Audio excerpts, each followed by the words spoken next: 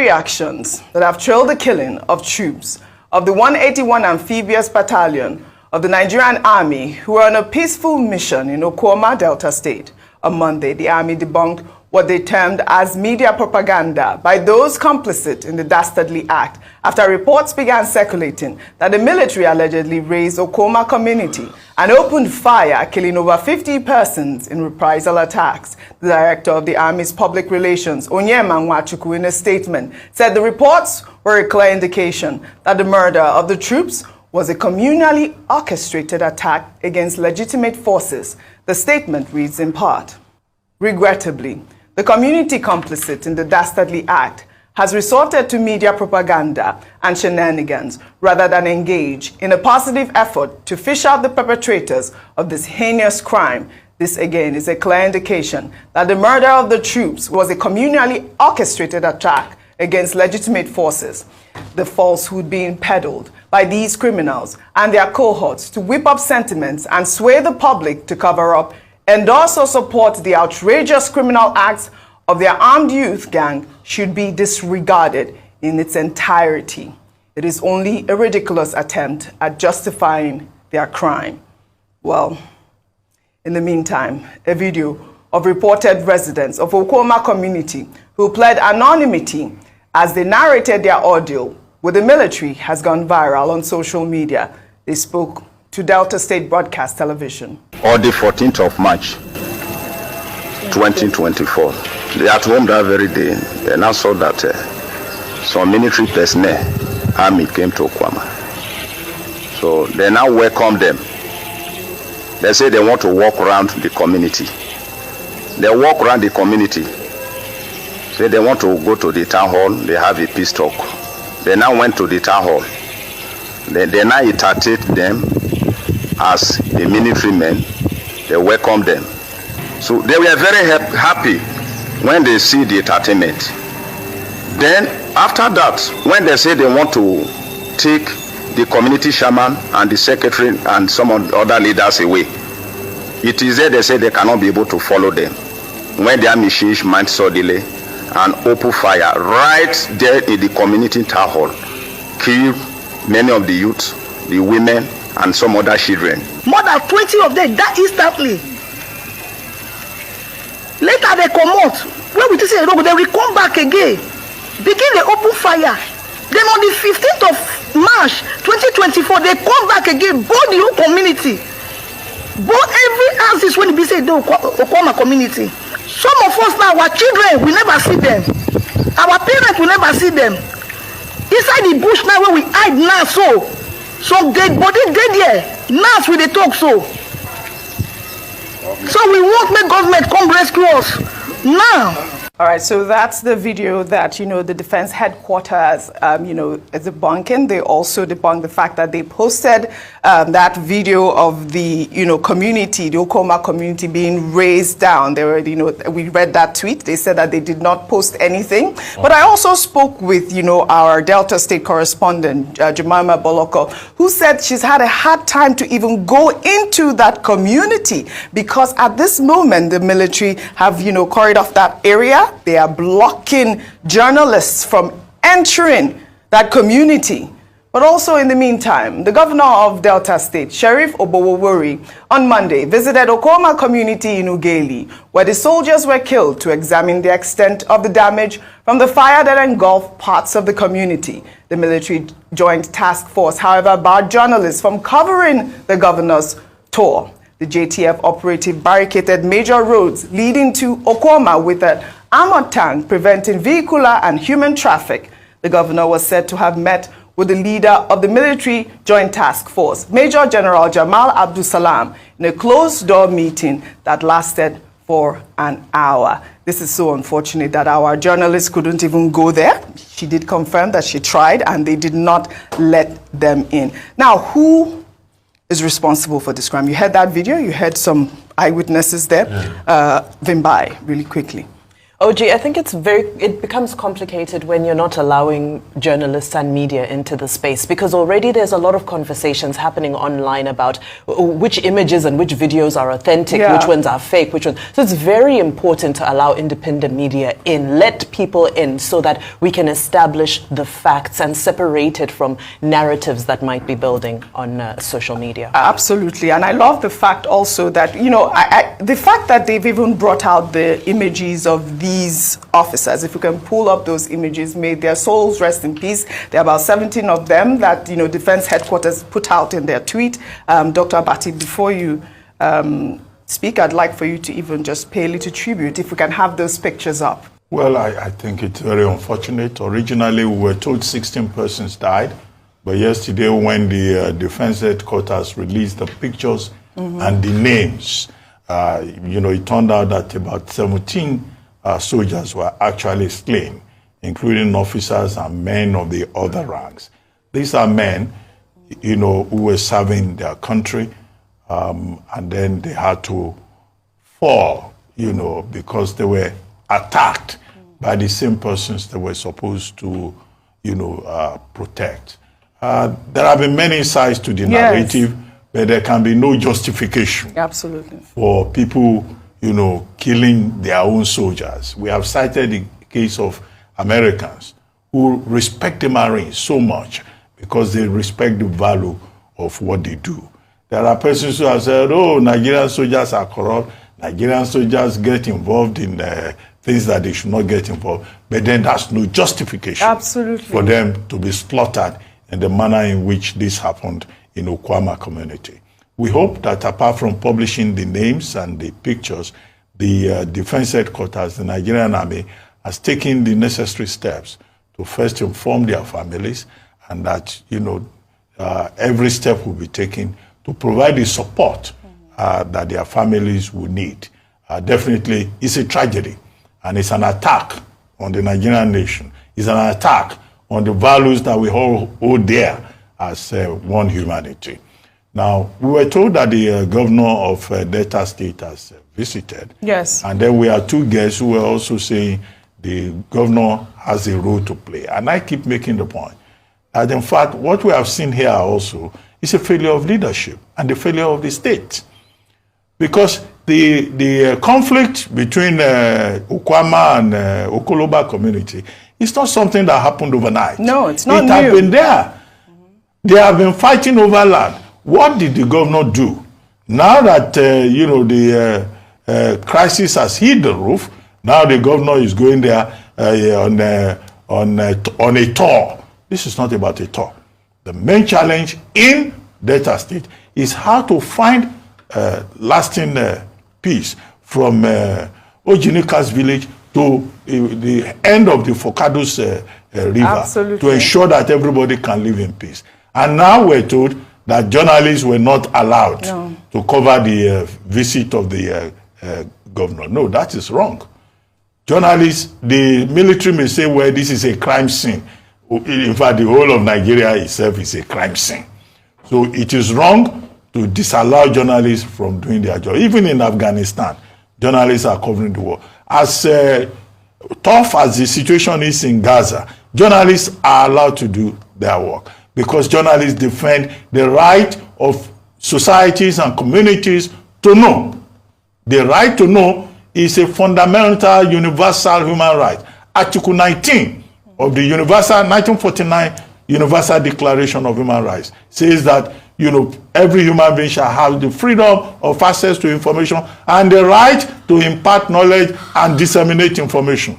Section 39 of the Nigerian Constitution, 1999, opposed the same principle. Section 22 of the same 1999 Constitution says that it is the responsibility of the media to hold the government accountable to the people. And in this particular instance, questions have been raised.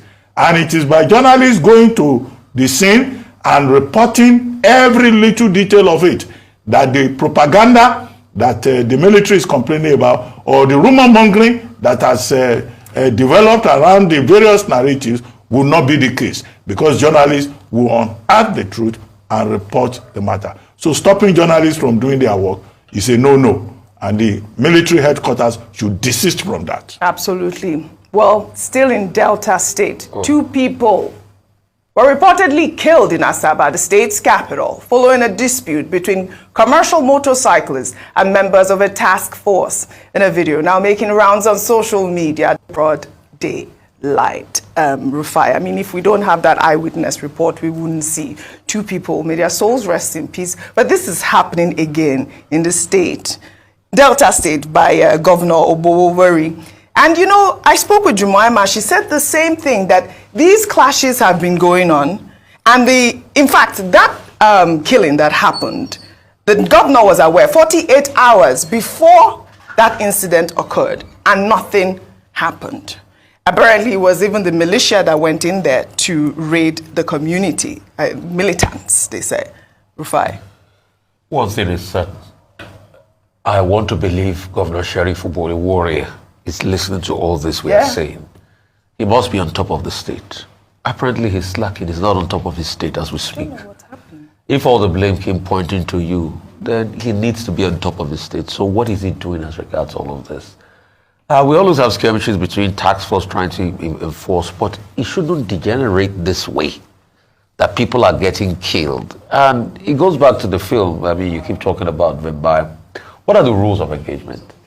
Is it that any little thing now, police will have to release live rounds? I don't understand. Are there no tear gas canisters? Are there no water cannons? Are there no rules? I mean, we see the way riots are being quelled in other parts of the world. You see policemen carry their own baton and they line up and they hold their baton in their hand and they spray water. Don't we have that?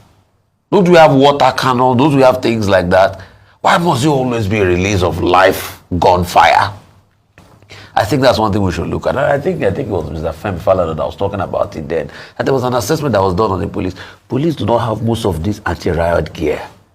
So when you look at the budget and you see how much goes to the police, then are they truly buying these things? And that's why it goes back to the conversation of budget padding that is still on ground. Are we deploying the money for the things we ought to do with the money in the first place? Because it has shown now at any little thing, police must release life round. People must die. You can't even have little skirmish. People must die. I mean, because they must shoot life rounds. So it goes back to where we fund our forces. And that's why Dr. Bato was asking the question the other time, that why is it that the military is intervening in life matters like this and everything? Because over the years, we've not been able to improve our police force in such a way that we can have special forces that can intervene in things like this. The mobile police, when it was set up, was supposed to be our own SWAT. But today, Abuse. It was abused. It became kill and go. So the mobile police is not doing the work supposed. The mobile police is supposed to be our own elite unit. I mean, when you have an elite unit that goes in. So you see, we keep saying rejigging security architecture. We've written security platform from here to Kutuwenji is not working. We need to go back. But who were they shooting? Those policemen, they were shooting motorcycles, unarmed. I mean, did you see? Can you see that they all had sticks and stones? Why shoot guns, in other parts of the world, you see police officers carry shields, and batons. Yes. But here, they don't have water cannon, they don't have shield, they don't have baton. The only thing they do is judging fire. Unacceptable. Life round. Okay. That's the problem we're having. Now, there is a general reign of impunity in the country. And what happened in Asaba, I think it happened on Monday, right? Mm-hmm. First on Monday, we were told that a task force controlling motorcyclists or whatever, trying to ensure sanity, killed 2 motorcyclists. And then the motorcyclists then came out to block the road to protest the killing of 2 of their members. Now, it happens everywhere. First, the motorcyclists, these Okada riders, they are there on the road because the government of the day across Nigeria is not providing public transportation, mass transportation. It's only in Lagos State that we have seen a concrete example of the state government trying to provide alternatives through multimodal transportation system to justify getting the motorcyclists off the road. You don't want to have an encounter with those motorcyclists. They will come together and gang up against you. They have their own, ecosystem of rebellion. And part of it also is that they are not ready to respect the laws of the land. So impunity at that level. But no matter how impudent they may be in terms of their conduct, that's no justification for any one of them to be killed. Then the menace of task forces. It's not only in Delta State that these task forces, are notorious. You recall in Lagos at the time, the task force, I've forgotten the exact title in Lagos State. They killed somebody in Okoba. Yes. Because this task force, they will just go onto the road, a combination of, all kinds of agencies of government, and they terrorize the people. Because the average man that wears a uniform in Nigeria thinks that his job is to terrorize the lower class. Even when they bought their vehicles, and even this motorcycle, they don't want to pay. They call themselves staff. Yeah. And the cyclists and the motorists, they say, no, you cannot be staff. You are a policeman, you are a soldier. We staff. Did you buy this bus for me? So this is the reign of impunity that we have, across all levels. Absolutely. Both officially and unofficially. And it's unfortunate. And these are issues that will have to be addressed. The state government should investigate what happened in Asaba yesterday, and make sure that whoever is guilty on all sides, whether in uniform or out of uniform, should be properly disciplined. All right. More reign of impunity. In Kaduna State, 87 people have reportedly been abducted by terrorists who attacked the Kajaru Station community in the Kajaru local government area of the state. The terrorists were said to have looted some shops and houses in the community. The attack occurred on Sunday night, just a day after 14 people were also kidnapped within the same community. The Chief of Defense Staff, Christopher Musa, who met with the governor of the state, Uba Sani, on Monday, said the attacks in Kaduna were orchestrated to bring down the government. Abduction, as we know, is a social activity. People are doing it for their own sake. Some are doing it to bring down the government, to make the government look weak. But we guarantee that this will end. We are doing everything possible to ensure that we achieve success, and we will achieve success. That is the question everybody is asking, and that's the question we're trying to unravel. Why particular area, and why Kaduna? Why Nigeria? So it's on a broader front. We're looking at all the possible options, why these things are happening. But as we're doing that, we're also trying to stop it, to make sure that it does. But what we require is for Nigerians to give us support. Most times when we get information, it comes in a bit late. Before we react to get there, it is late. But we're happy with the way people are responding. You can see from what happened in Delta State, how Nigerians are responding. Everybody supporting the armed forces and the security forces. That is what will ginger the troops to continue to do more. But we assure them that we have given our lives for the sake of this country, and we will do everything to ensure that this country is secured. And once it is secured, it will continue to develop. Thank you very much. Well, the Chief of Defense Staff there promising to stop the madness in Kaduna State. But, we are hearing this from the government, we are hearing this from the army, that these whole attacks are being orchestrated. But that's not the point. Why is that community not being guarded at this point? These people should go in there and guard that community. But I feel like we're talking too much about just, the reign of impunity and the sadness that is going on in Nigeria. Yesterday, the governor of Kaduna State also, he actually launched palliative and said that he will be spending 11.4 billion naira on distributing the second batch of palliatives targeted at the state's poor and vulnerable, which I think, will help, the citizens there probably calm down. Also, yesterday, we saw the governor of Sokoto State, Ahmad Aliyu, breaking the Ramadan fast with a child. If you can pull up that video, he was sharing a meal with a child. I thought that was beautiful to see.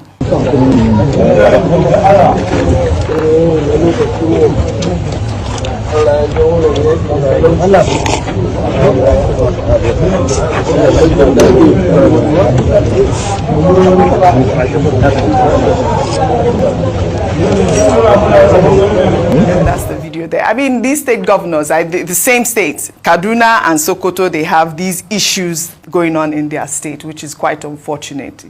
Nigeria shall survive. Shall we just end what's trending on a lighter note?